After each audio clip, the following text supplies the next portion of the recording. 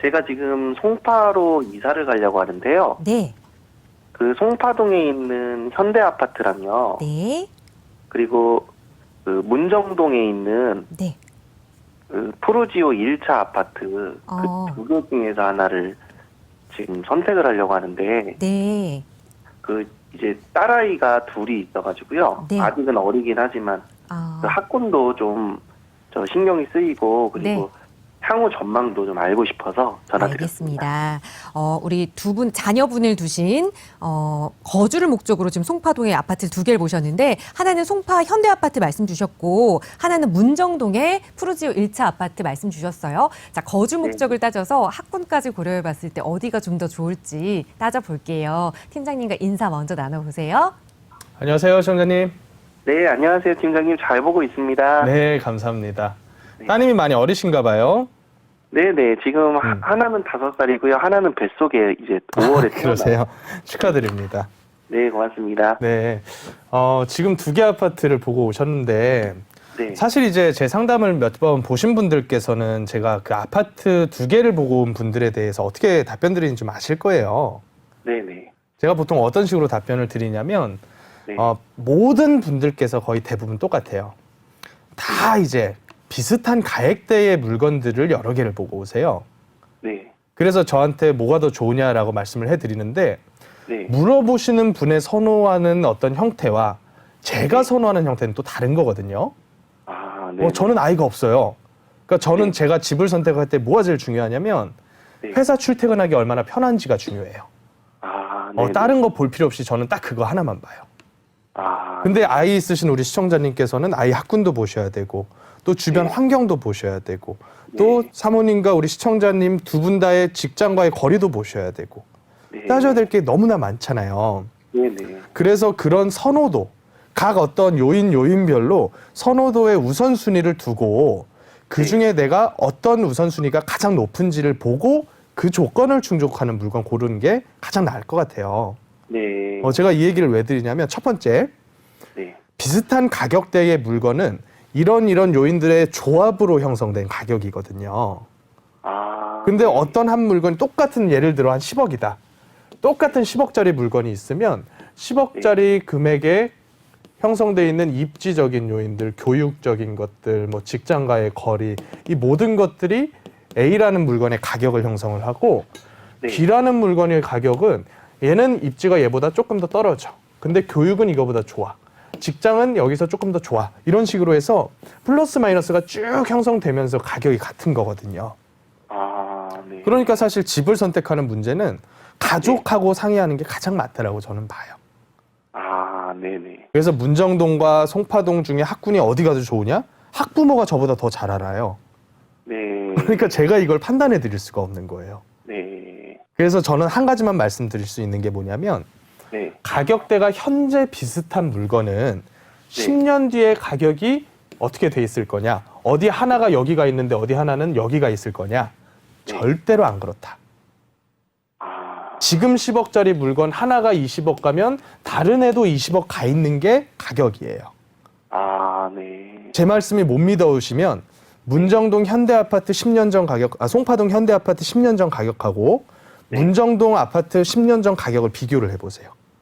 네. 아마 거의 똑같을 거예요. 네. 이게 지역의 위계 서열이라는 거거든요. 네. 그래서 저는 어떤 아주 소수에서 일어나는 특별한 변화가 있지 않는 이상에는 그냥 시청자님의 선호도대로 선택하시는 게 맞다라고 봅니다.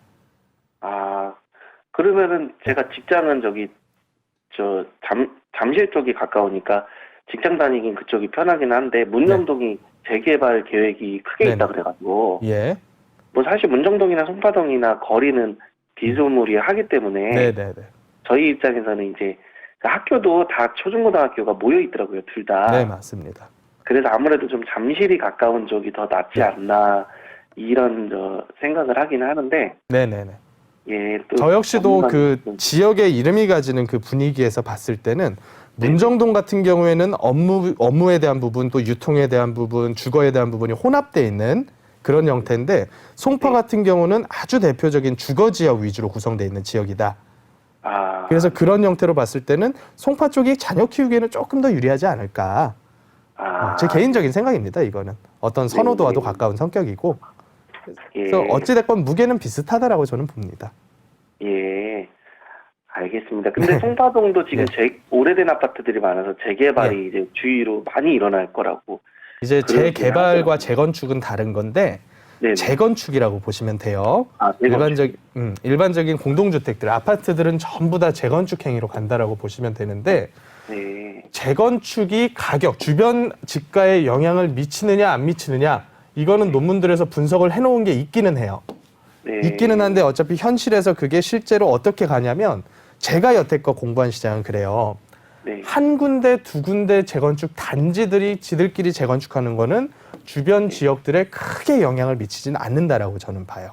아, 근데 뭐가 크냐면 이만한 권역이 전부 다 재건축 아파트야. 예, 예를 들자면 목동 1단지부터 14단지가 전부 다 재건축 아파트예요. 예, 여의도에 있는 모든 아파트가 재건축 아파트예요. 예. 그런데 그런 애들이 권역 덩어리별로 재건축이 가버리면 이거는 예. 파급 효과가 엄청나게 클 수가 있어요.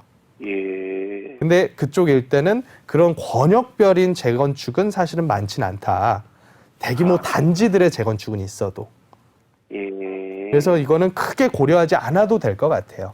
어차피 이런 식의 영향을 미치는 게 어디까지 저는 보냐면 반경 4km로 봐요, 저는.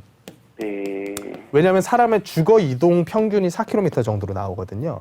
아, 둘 다 4km 반경 안에 들어가 있거든요. 송파나 문정이나. 네. 그래서 크게 그거에 대해서 의미 부여할 필요는 없을 것 같습니다. 아, 네. 그리고 그 네. 현대 그 아파트가 지금 소형 아파트더라고요. 네. 그래서 아무래도 그 대단지보다는 소형 아파트가 조금 저평가되기는 하는 거죠.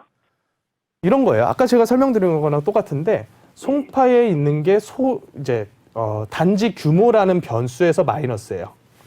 네. 그래서 문정동은 단지 규모에서는 플러스예요. 아, 근데 자녀 키우는 데서는 송파가 플러스고 얘가 마이너스일 수도 있는 거죠. 네. 그러다 보니까 지금 가격인 거다. 그러니까 우리 같은 개별 이제 수요자들이잖아요. 네네. 우리 개별 수요자들은 시장에 있는 가격을 그냥 받아들이는 거예요. 아, 이게 시장 경제 논리잖아요. 그래서 네. 제가 보는 이제 부동산 가격은 그래요. 그냥 철저하게 5천만 국민의 시야에서 만들어 놓은 가격대이기 때문에 네. 우리 하나의 그냥 단순히 머릿속에 있는 생각으로 얘가 더 좋다. 얘가 어떻게 간다. 얘는 앞으로 몇 억 갈 것이다. 이런 얘기 하는 것 자체가 굉장히 오만하다고 저는 생각을 해요. 아, 네. 제가 이제 말씀드릴 내용은 다 말씀드렸는데 네. 마지막으로 궁금한 게요. 네. 그 아파트들마다 KB 시세가 있고 실거래 시세가 있잖아요. 예. 근데 어떤 거는 실거래 시세가 되게 높은데 KB 네. 시세가 한참 떨어져 있는 게 네. 있는데 그거는 왜 그런 건지. 국토부에서 발표하는 실거래가 자료는요. 네네. 즉각적으로 신고되면서부터 거래일 기준으로 집계가 돼서 다음날 아침 9시에 서버상에 반영이 돼요. 네. 근데 KB 같은 경우에는 반영이 조금 늦은 편이에요. 네. 그러니까 실제 거래가를 가지고만 하다 보면 대출에 대한 근거 자료가 있어야 되는데 대출을 해줄 때 이 담보물의 가격이 얼마인지 거래가 없으면 모르는 거잖아요. 아. 그렇다 보니까 거래가 없어도 지금 시장 분위기라면 요 정도 가격대의 거래가 이루어질 것이다 라고 써놓는 그 금액대가 KB 실거래가 시세, 이제 어떻게 보면 실거래가라기보다는 시세에 가깝다라고 보시면 돼요. 아, 네. 그래서 보다 정확한 거는 국토부에서 하는 거는 실거래가 신고 의무라는 게 있잖아요. 네네. 그렇다 보니까 그거는 100% 실거래가 이루어진 다음에 신고가 된 것이다 라고 보시는 게 맞을 것 같아요. 아, 예. 감사합니다. 네, 고맙습니다. 네.